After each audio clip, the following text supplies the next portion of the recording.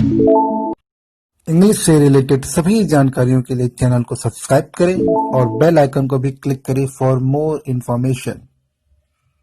तो आज का जो वीडियो है उसमें हम बात करने वाले हैं यूपी बोर्ड के क्लास 11th के इंग्लिश प्रोस के जो हॉर्नबिल आपका बुक है उसका लेसन 3 का पार्ट 2। इसका नाम है डिस्कवरिंग टट द सागा कंटिन्यू। उसको लिखा AR विलियम्स ने। ये पार्ट 2 है, इसलिए आप इसका पार्ट 1 देखना चाहते हो या इससे पहले की वीडियोस देखना चाहते हो तो आप ऊपर दिए गए लिंक पे क्लिक करोगे तो आपको इससे पहले की वीडियोस मिल जाएंगी। अब हम बात करते हैं इस वीडियो की। तो इस वीडियो में हम बात करेंगे लेसन 3 के डिस्कवरिंग टट द सागा कंटिन्यूज। ये सेकंड जो पार्ट है वो स्टार्ट होगा द मम्मी से लेकर किंग्स रिमेन तक, और इससे कुछ वर्ड मीनिंग्स की चलिए वो देख लेते हैं। जैसे कंडीशन मतलब होता है स्थिति, सेक्रेटरी मतलब होता है सचिव, एंटिक्विटीज़ मतलब प्राचीन समय या प्राचीन समय के कोई चीज़ें उनको बोलते हैं। लीन मतलब किसी एक तरफ झुक गया या झुक जाना। आर्कियोलॉजिस्ट यानी पुरातत्व विभाग बोलते हैं ना, पुरातत्व जो मतलब जो पुरानी चीज़ों का बारे में पढ़ता है या जो पुरानी चीज़ों के बारे में खोज करता है उसे हम बोलते हैं आर्कियोलॉजिस्ट। ठीक है, पुरातत्वज्ञ। डिस्कवर यानी किसी चीज़ की खोज की। टॉम यानी मकबरा। फिटाइल मतलब निष्फल या खराब। कंटेंट्स मतलब विषय। हैस्टली मतलब जल्दी से, तुरंत। फिर लिखा रैनसैक्ड मतलब तोड़फोड़ मचा देना, हड़बड़ी मचा देना। एंटिक्विटीज पुरातनता यानी बहुत पुराने, कोई भी पुरानी चीज़ की क्वालिटी है ना, उसे बोलते हैं एंटिक्विटी। सरप्राइजिंगली हैरानी की बात, क्या हैरानी से। रिचेस्ट मतलब सबसे अमीर। आर्टफैक्ट मतलब कलाकृतियों। ब्रिलियंस यानी प्रतिभा, सबसे बढ़िया। फिर लिखा है रिसरेक्शन।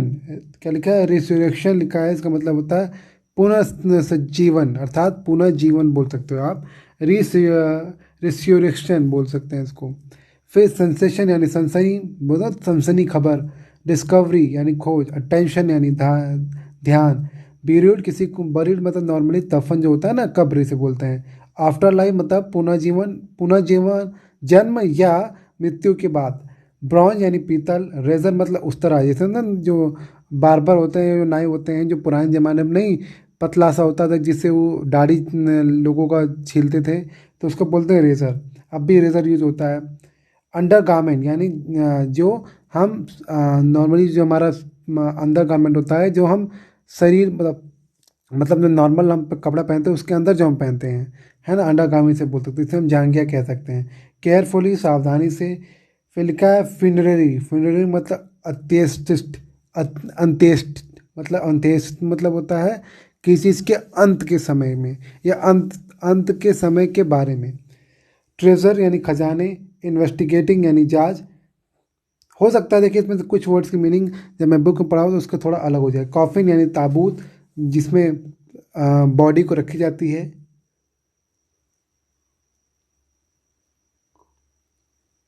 श्राउंड यानी कफन। अडॉन्ड यानी सुशोभित। गार्लैंड माला।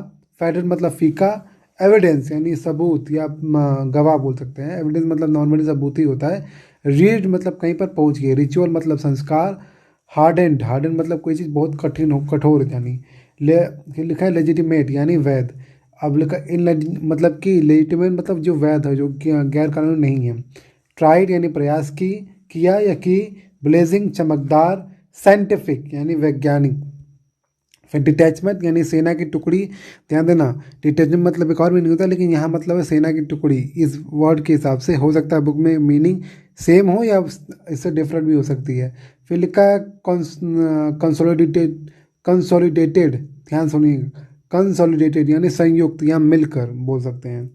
मटेरियल यानी सामग्री। फिर लिखा है चेजल मतलब छेनी, मतलब चेजल होता है। चेजल मतलब छेनी से कोई चीज़, छेनी का यूज करके कोई चीज़ काटा हुआ।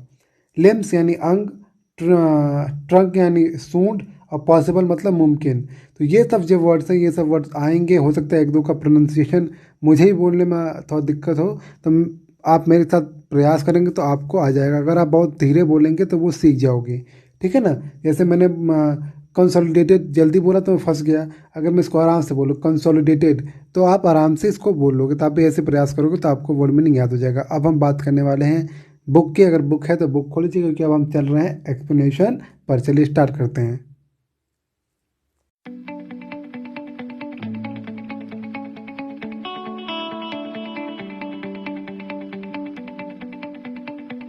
तो दोस्तों हम फोर्थ पैराग्राफ देखने जा रहे हैं द मम्मी से, ठीक है ना। तो ये कहानी है एक राजा, तट नाम का राजा था, जो क्या था, जो मम्मी मम्मी के रूप में जिसको रखा गया था। तो जब उसकी खोज हुई तो किस तरीके से खोज हुई, देखिए, the mummy is in very bad condition because of what Carter did in the 1920s। ठीक है, तो लिखा है कि मम्मी जो थी वो बहुत ही बुरी कंडीशन में थी, क्योंकि कार्टर ने जो किया था, मतलब जो भी कार्टर ने किया था उसके कारण मम्मी बहुत बुरे कंडीशन में थी। सेड जूही हवास, जूही हवास ने कहा, secretary general of Egypt, supreme council of antiquities. Supreme council of antiquities मतलब वही पुरातत्व, पुराने विभाग वाले। तो पुराने विभाग वाले जो के पुराने विभाग नहीं होता, पुरातत्व विभाग के पुराने समय के जो सुप्रीम कोर्ट काउंसिल, जो उस समय की सुप्रीम काउंसिल हुआ करती थी, उसमें जिसे बोल सकते कोर्ट टाइप का, तो कोर्ट टाइप का हुआ करता था। तो उसमें सेक्रेटरी जनरल इजिप्ट के सेक्रेटरी जनरल, जिनका नाम जाही हवास था, उन्होंने बताया कि भाई देखो, मम्मी की हालत बहुत ख़राब है और ये हुआ है कार्टर के कारण। कार्टर कौन, जो खोज कर रहा था। तो फिर समझिए, कार्टर जो खोज कर रहा था, उसको उसको लेकर जूही हवास ने कहा कि भाई उसने तो मम्मी को एकदम ख़राब कर दिया है। और वो कौन था, सेक्रेटरी जनरल था, जिसने इजिप्ट के सुप्रीम काउंसिल ऑफ एटिक्यूट में ये बात कही। As he leaned over the body for a long first look, क्योंकि वो उसने पहली नज़र में जब बॉडी को बहुत पास से देखा तो उसे ऐसा लगा। कार्टर, कार्टर था कौन, कार्टर हार्वर्ड सेंट कार्टर इंक कार्टर कौन थे, हार्वर्ड कार्टर, मतलब उनका पूरा नाम हार्वर्ड कार्टर था। That is was the British archaeologist. और ये कौन थे, ये थे ब्रिटिश आर्कोलॉजिस्ट, मतलब ब्रिटेन के, या बोल सकते हैं अंग्रेज के आर्कोलॉजिस्ट, मतलब पुरातत्व विभाग में काम करने वाले पुरातत्वज्ञ थे। हु इन 1922 डिस्कवर्ड टट्स टॉम, जिन्होंने खोजा था, मतलब जिन्होंने 1922 में क्या खोजा था, टट्स टॉम, मतलब तट के मकबरे खोजा था। After years of fertile searching, fertile मतलब एकदम ख़राब, ये जिसका कोई फ़ायदा नहीं हुआ था, यानी काफ़ी साल लोगों ने बिना बिना मतलब के जो सर्च किया था, खोज किया था, उसमें कुछ मिला नहीं। लेकिन बाद में 1922 में इन्होंने डिस्कवर किया टट्स के टॉम, यानी तट के मकबरे को। ध्यान से समझिए इसका मतलब क्या है। तो जब उन्होंने खोजा होगा भाई, तो सिंपल है, उन्होंने मम्मी को कुछ ना कुछ चेक किया होगा, मम्मी कैसी है कैसे नहीं है। तो उसको लेकर सेक्रेटरी जनरल जो जाही हवास थे, उन्होंने इजिप्ट के सुप्रीम काउंसिल में ये बात कही कि भाई देखो, सुप्रीम काउंसिल ऑफ एंटिक्विटीज़ मतलब पुराने समय ज़माने के जो चीज़ों को लेकर जो सामान रखते हैं, उनका जो सुप्रीम काउंसिल हुआ था, वहाँ पे उन्होंने जो सेक्रेटरी जनरल, उन्होंने ये बात कही थी। और उसके बाद लिखा है कि कार्टर कौन थे, कार्टर हार्वर्ड कार्टर थे, जो ब्रिटिश के आर्कोलॉजिस्ट थे, जिन्होंने 1922 में डिस्कवर किया था टट टॉम को, जिसको काफ़ी साल पहले लोग खोज रहे थे लेकिन मिला नहीं। इट कंटेंट्स, इसमें जो चीज़ें थी, उसमें जो चीज़ें थी, किसमें, उस टॉम के अंदर जो चीज़ें थी, उस मकबरे के अंदर वो थी, था हास्टली रैंसेक्ड इन एंटिक्विटीज़। उसमें काफ़ी चीज़, मतलब वो जल्दीबाजी में था, क्योंकि भाई उसे जब कोई चीज़ नई चीज़ मिलती तब तुरंत सोचते खोज ले क्या मिले। तो वैसे ही जब कार्टर को ये मिला होगा तो उसने सोचा कि भाई क्या क्या इसके अंदर है, उसको चेक कर ले। तो ये लिखा है, था यद्यपि हास्टली रैंसेक्ड इन एंटिक्विटीज़, वो उसने क्या किया, पुरानी जितनी भी चीज़ें थी उसको उसने धीरे धीरे चेक करना स्टार्ट कर दिया। वर सरप्राइजिंगली कंप्लीट, और जैसे ही उसने चेक किया फटाफट करके उसने कंप्लीट भी कर लिया, यानी कि उसने देख भी लिया कि क्या क्या चीज़ें हैं उसमें जल्दीबाजी में। दे remain the richest royal collection ever found. तो जो वो चीज़ें जो उसको मिली, मतलब जो उसने फटाफट खोजा, उसमें उसको क्या मिली, दे रिमेन, उससे उसे पता चला कि वो जो उस समय के, मतलब जिस समय की, भाई जिस समय का ही मकबरा होगा, या जिसमें कि यहाँ राजा तट रहता होगा, तो वो लिखा, दे remain the richest royal collection ever found. तो ये जो कार्टर ने जो पाया था, वो अब तक के सबसे रॉयल, सबसे अमीर, सबसे शानदार खानदान में से एक था, जिसके पास इतने पैसे या इतने मनी उसने देखे थे, अर्थात इतनी कमाई उसने बोल सकते हैं, इतने इतने खजाने उसने देखे थे उस टॉम में। तो उसको लगा भाई कि ये उस ज़माने का, जब ये सच में हुआ करता होगा तो कितना अमीर उस समय का वो समय होगा, या एक उतना कस्बा कितने अमीर का होगा। And have become part of the पैरो लेजेंड, और फिर ये पार्ट बन गया, एक भाग बन गया किसके, पैरो लेजेंड। अभी पैरो लेजेंड आपको समझ में आएगा, अब समझाऊंगा आपको।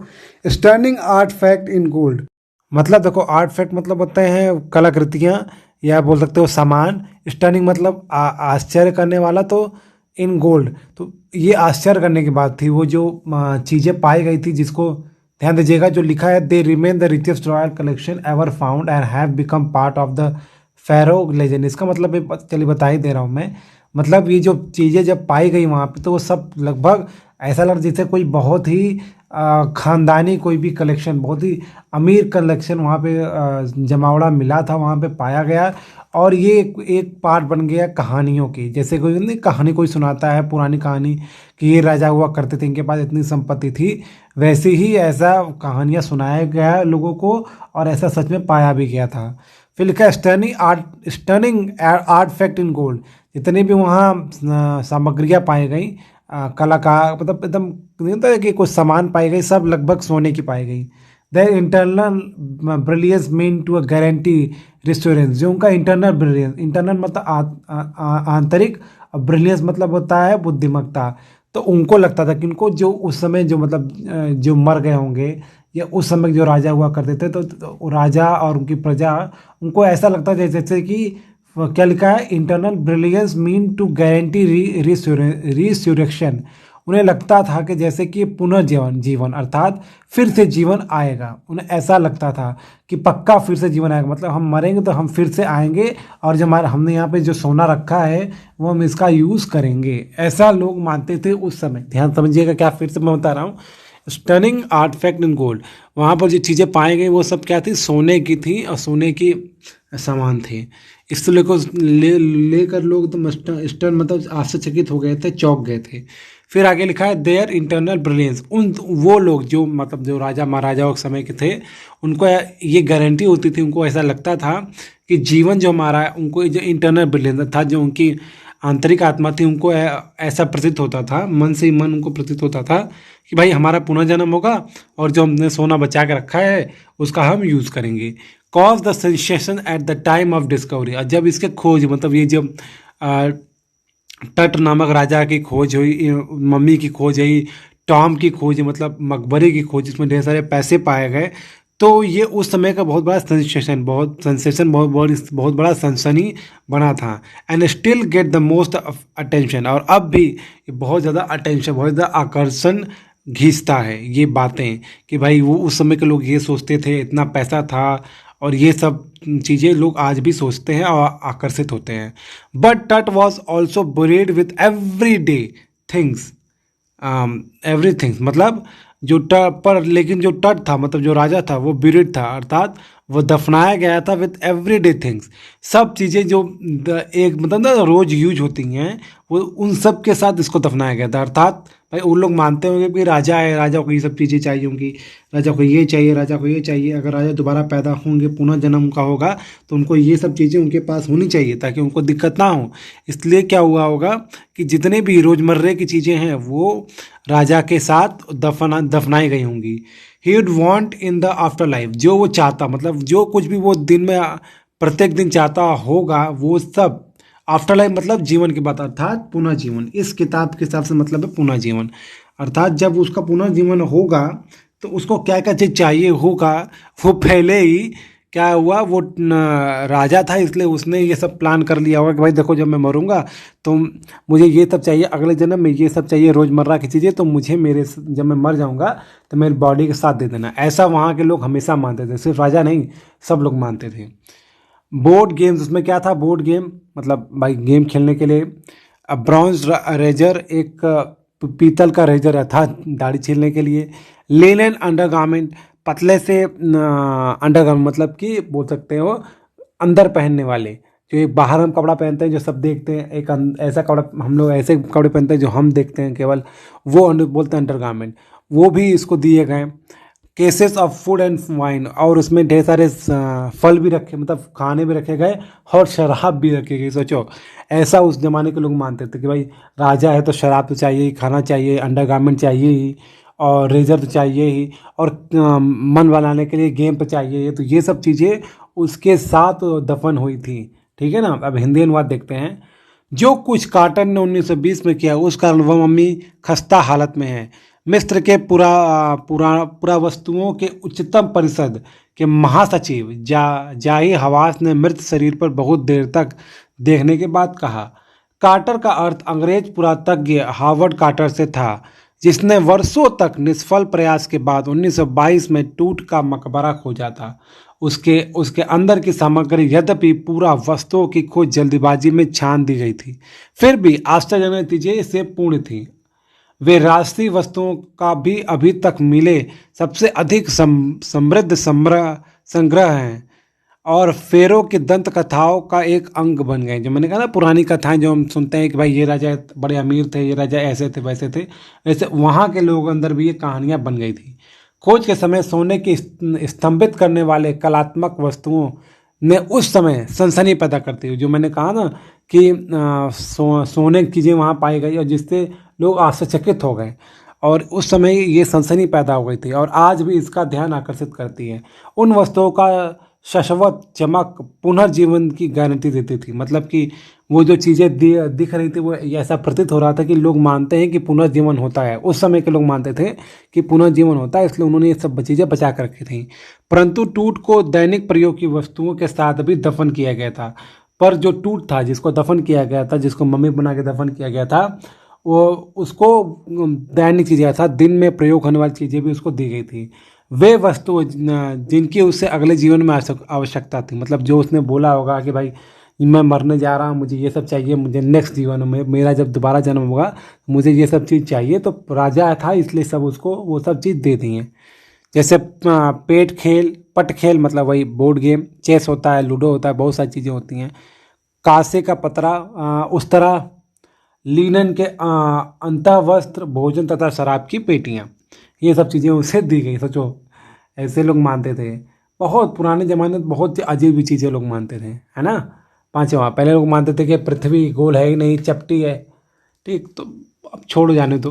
फिर पैराग्राफ देखते हैं। After month of carefully recording the pharaoh finery treasure, मतलब कि ध्यान, लगभग महीनों बाद बड़े ही सावधानी से जब उस चीज़ों को, ध्यान देना, उन चीज़ों को जो दफनाए गए थे। देखो, फिनरी ट्रेजर मतलब होता है, फिनरी मतलब होता है दफन किए हुए जगह, या दफन किए हुए जगह, या दफन किए हुए एरिया, मतलब वाला समय। तो यहाँ जगह से मतलब है। और ट्रेजर मतलब होती है संपत्ति बोल सकते हो, या खजाना। तो जो दफनाए गए वो खजाना था, मतलब जो चीज़ जो दफनाए वो खजाना थी, उसको महीनों तक बड़े ही ध्यान से रिकॉर्ड किया गया, मतलब उसको नोट किया गया, वही किया गया होगा कि ये चीज़ ये है। जैसे हम लिखते नहीं अपने कॉपी पे कि ये चीज़ ऐसे है, वो चीज़ वैसे, वैसे महीनों लग गए इसको नोट करने में कि देखो ये सब चीज़ें पाई गई हैं, ये सब ऐसे ऐसे हैं। सोचो, इतनी चीज़ें पाई गई थी उस मकबरे में। Carter began investigating his 3 nested coffins. जो नेस्टेड मतलब जो नेस्टेड मतलब 3 परत में, ध्यान देना, 3 का परत होता है ना, पहला परत, दूसरा परत, तीसरा परत। तो 3 परत में कार्टर ने क्या किया, उस कॉफिन मतलब उस ताबूत किसे बोलते हैं ना, उस ताबूत को उसने इन्वेस्टिगेटिंग करना स्टार्ट कर दिया, मतलब उसको जांच करना स्टार्ट कर दिया। 1 महीने तक तो भाई लिस्ट ही बनती गई, रिकॉर्ड होती गई कि भाई ये सब चीज़ें पाई गई हैं। और जो कार्टर था उसने क्या किया, वो जो 3 लेयर का जो कॉफिन था उसको उसने इन्वेस्टिगेट करना स्टार्ट कर दिया। ओपनिंग द फर्स्ट, जब उसने पहला लेयर खोला, he found a shroud adorned with garland। उसने पाया श्राउंड अलाउंड विथ क्या लिखा है, अलाउंड विथ गार्लैंड। श्राउंड मतलब होता है कफन। तो उसने पाया कि जो सबसे ऊपर वाला लेयर था, जब उसको उसने हटाया तो उसमें उसने कफन पाया, अडॉर्न्ड विथ गार्लैंड ऑफ विलो।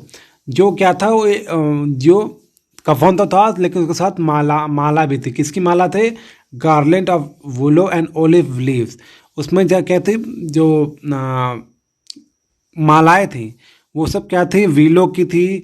और ओलिव मतलब जैतून के पत्ते उसमें बिछरे हुए थे। जैतून के पत्ते बहुत अच्छे माने जाते हैं।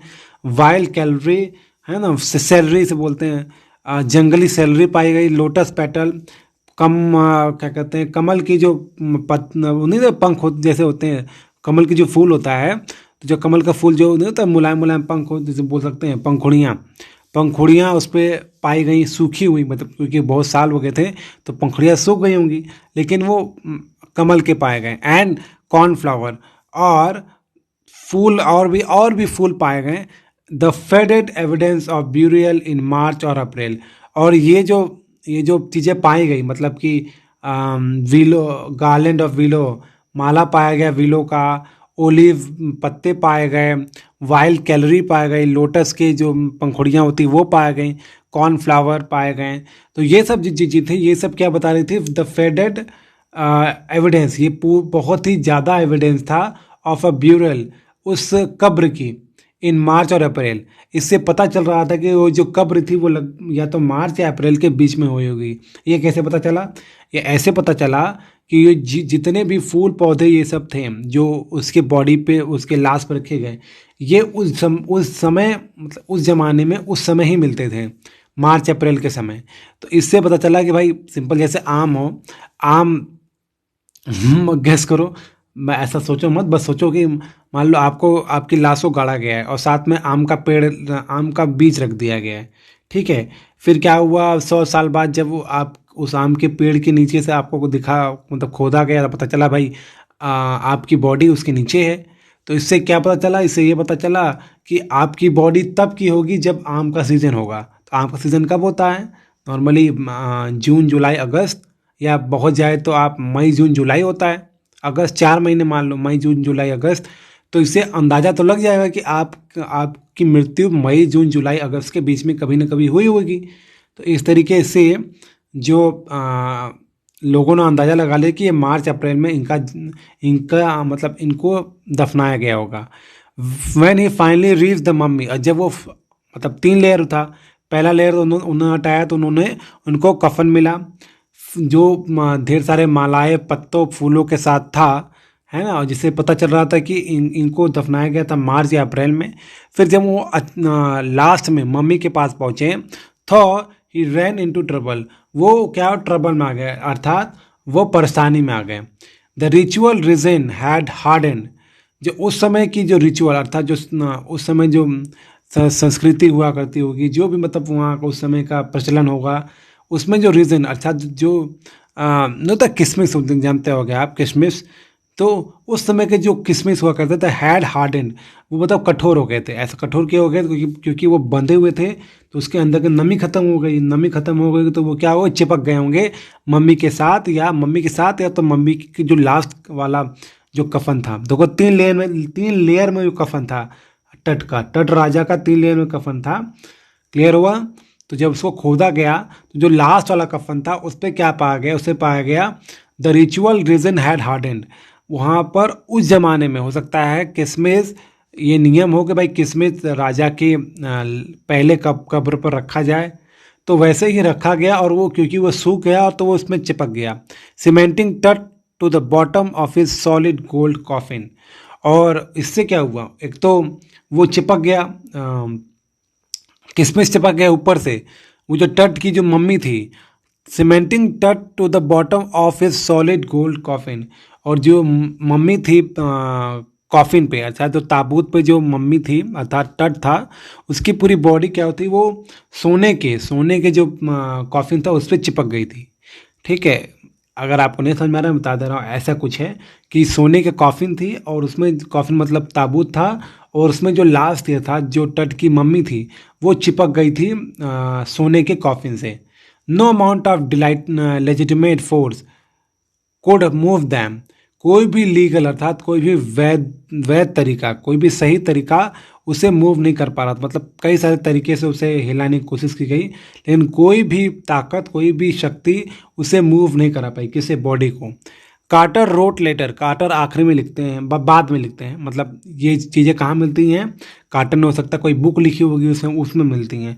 तो कार्टर जो अपनी बुक लिखते हैं उसमें वो आगे लिखते हैं what was to be done, मतलब अब क्या किया जाए। जब वो बॉडी जो मम्मी थी वो कैफीन से निकल ही नहीं पा रही थी, ऊपर से जो किशमिश थी वो भी कठोर हो गई थी, तो कई बार कई प्रयास किया गया लेकिन इससे कोई फ़ायदा हुआ नहीं। तो वही लिखा हुआ है कि कार्टर आगे लिखते हैं कि भाई आगे क्या किया जाए। तो उसी के आगे कहानी है, लिखा है हिंदी अनुवाद कि फेरो की दफन की संपत्ति को महीनों तक ध्यानपूर्वक लिपिबद्ध करने के बाद, लिपिबद्ध मतलब रिकॉर्ड करने के बाद कार्टर ने उसके 3 काउचों में रखे उसके ताबूत की जांच करनी शुरू की। किसके? तट जो राजा था उसके ताबूत की जांच करनी शुरू कर दी। पहले को खोलने पर उसने एक कफन देखा जो विलो, जैतून की पत्तों, जंगली सेलरी, कमल की पंखुड़ियाँ तथा कौन फूलों की मालाओं से सुसज्जित थी, मतलब उस पर वो रखा होगा। ये सूखे फूल पत्ते इस बात का प्रमाण था कि अंत्येष्ट मतलब वो थी अंतिम संस्कार बोल सकते हो।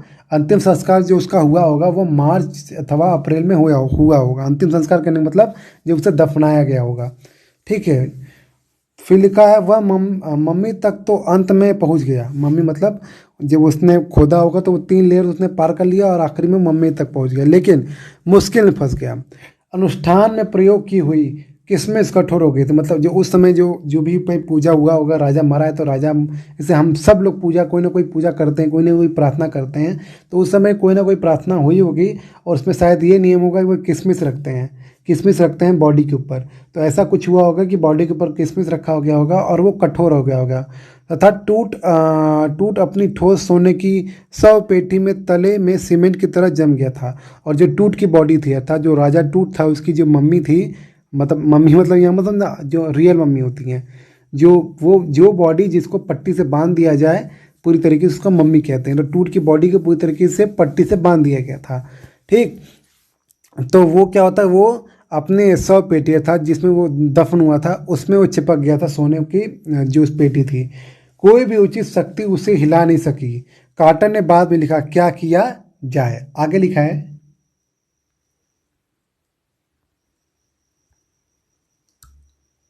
6 लास्ट पैराग्राफ देख रहे हैं। The sun can beat down like a hammer this far south in Egypt. तो आगे वो लिखते हैं, मतलब कहते हैं कि जो सन है, जो सूर्य है, कैन बीट डाउन, वो क्या कर सकता है, वो हथौड़ी की तरह बीट डाउन मतलब होता है चोट पहुंचाना या मारना, वो जोर से चोट पहुंचा सकता है या मार सकता है। लाइक अ हैमर, एक हथौड़ी की तरह, अर्थात वो जो सूरज की जो धूप है वो एक हथौड़ी की तरह क्या होता है वो मार सकता है। This far south in Egypt की जो ये बहुत दूर में ये दक्षिण का जो भाग है वहाँ धूप बहुत तेज पड़ती है। राइटर ये कहना चाह रहे हैं कि जो साउथ में जो मतलब इजिप्ट का जो साउथ एरिया दक्षिण का एरिया है वहाँ धूप बहुत तेज पड़ती है और जिस कारण कोई भी चीज़ है वो पिघल जाएगी। तो ऐसा उनको लगा कि भाई कि जो अगर हम बॉडी को इधर रख दें, किधर धूप में एकदम रख दें, तो शायद वो जो बॉडी है वो थोड़ा पिघले, बॉडी पिघले या जो चिपक गया वो पिघले या किशमिश जो है वो पिघल जाए, ठीक है, थोड़ा आसानी हो जाए बॉडी को निकालने में। इसलिए क्या हुआ था, and Carter try to use it to loosen the resin, और उसने ये प्रयास किया कि वो जो किशमिश है वो थोड़ा लूज हो जाए क्योंकि वो थोड़ा गलेगा, धूप बहुत तेज लगेगा तो क्या होता है वो गलेगा। उसको ऐसा लगा कि हल्की से नमी आएगी और वो थोड़ा छूट देगा, ठीक है ना। गलेगा तो भाई सिंपल नमी आएगी ही। For several hour he set the mummy outside in blazing sunshine. Blazing मतलब वो चमकते हुए या एकदम गर्म, अर्थात नहीं होता है झुलसा देने वाली जो धूप की किरणें थी उसमें उसने क्या किया, जो मम्मी अर्थात मम्मी, देखो ध्यान दो, मम्मी किससे कहते हैं मैंने बता दिया, और ये मम्मी किसकी है, तट नाम की राजा की है। तो तट नाम की राजा की जो मम्मी थी उसे बाहर रखा गया काफ़ी घंटों तक और झुलसाने वाली धूप में। That heated it to 149 degree Fahrenheit, जो ऐसा प्रतीत हो रहा जैसे कि वो 149 डिग्री फ़ारेनहाइट में गर्म हो रहा। ध्यान देना 149 डिग्री फ़ारेनहाइट। अच्छा बताओ एक बॉडी का टेम्परेचर नॉर्मली कितना होता है, एक स्वस्थ बॉडी का टेम्परेचर कितना होता है इंसान के अंदर फ़ारेनहाइट में। लिखा है नथिंग बट कुछ भी मतलब उससे कुछ फ़ायदा नहीं हुआ, मतलब जो उसने सोचा कि भाई सूरज की रोशनी से कुछ पिघलेगा हल्का सा तो शायद कुछ हल्का हो जाएगा, हिलेगा डुलेगा, तो कुछ हिला डुला नहीं। ही रिपोर्टेड विथ साइंटिफिक डिटैचमेंट। ध्यान दो, यहाँ साइंटिफिक डिटैचमेंट कहने का मतलब ये है कि हो सकता है कुछ साइंटिस्ट लोग एक ग्रुप बनाकर कहीं आए होंगे जांच करने, तो उसने रिपोर्ट बनाकर, किसने, ध्यान देना, किसने रिपोर्ट बनाया, किसने रिपोर्ट बनाया, नाम क्या था उसका, कार्टर। कार्टर ने रिपोर्ट बना के किसको दिया, उस साइंटिफिक डिटैचमेंट को दिया, उस ग्रुप को दिया, दैट, और उसमें रिपोर्ट में क्या लिखा, द कंसोलिडेटेड, ध्यान देना, द कंसोलिडेटेड मटेरियल, यानी वो उसने क्या किया है, वो जो पूरी बॉडी थी, मम्मी थी, जो चिपक गई थी किससे, किसमिस से और कॉफिन से, इसलिए उसको लिखा है कंसोलिडेटेड, यानी जो मिला हुआ, जो काफ़ी चीज़ों से मिला हुआ जो मटेरियल था, had to be chiselled away, इसको चिजल करना पड़ेगा, अर्थात इसको छेनी से मार मार के अलग करना होगा, अवे करना होगा, फ्रॉम बीनीथ द लिम्स, वो जो लिम्स मतलब वो जो चिपका हुआ है लिम्स से, जो वो पीठ से चिपका हुआ है बॉडी के, मम्मी के, उसको छेनी से धीरे धीरे अलग करना होगा। And trunk before it was a possible to raise the king's remain, और क्या लिखा है,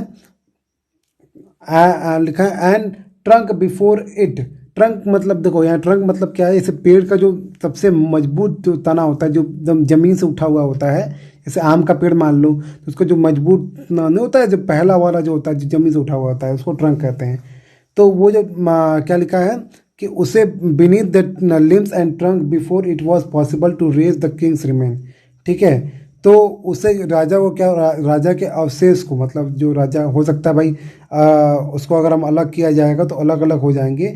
उसने अपने वैज्ञानिकों से कहा कि भाई ये जो पूरा ये जो मटेरियल है, इसे हमें चिजल करना पड़ेगा, इसे हमें काटना पड़ेगा छेनी से, ठीक है, ताकि ये क्या हो जाए, from the beneath the limbs and, beneath मतलब एकदम नीचे से उसे काटना पड़ेगा, द लिम्स एंड टंग्स, ताकि वो एकदम धड़ से, मतलब जो एकदम नीचे से वो कट जाए, before it was possible to raise the king's remains, है ना।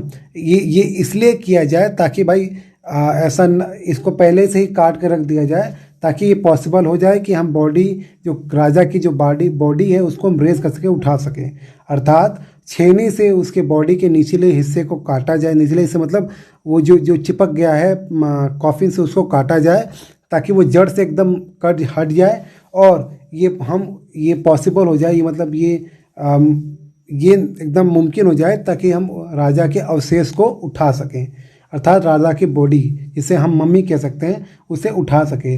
तो कार्टर ने ये अपने साइंटिस्ट डिटैचमेंट, इसे हम कह सकते हैं नॉर्मल भाषा में ग्रुप को, साइंटिफिक ग्रुप को उन्होंने ये बात कह दी कि भाई देखो, छेनी से हमें उसे नीचे वाला हिस्सा जड़ से काटना पड़ेगा, तभी हम इसके बॉडी को उठा के ले जा सकते हैं। ऐसा किसने कहा, कार्टर ने कहा। तो यहाँ तक समझ में आ गया। इसमें कई दिक्कत परेशानी होगी तो मुझसे ज़रूर बताइएगा। वीडियो आप एक दो बार जरूर, अगर आपको ना समझ में आए तो एक बार और देखें, और वीडियो अगर समझ में आ गई है तो दोस्तों की वीडियो जरूर शेयर करें। आपने वीडियो देखा उसके लिए आपका बहुत बहुत धन्यवाद। Thank you so much for watching this video.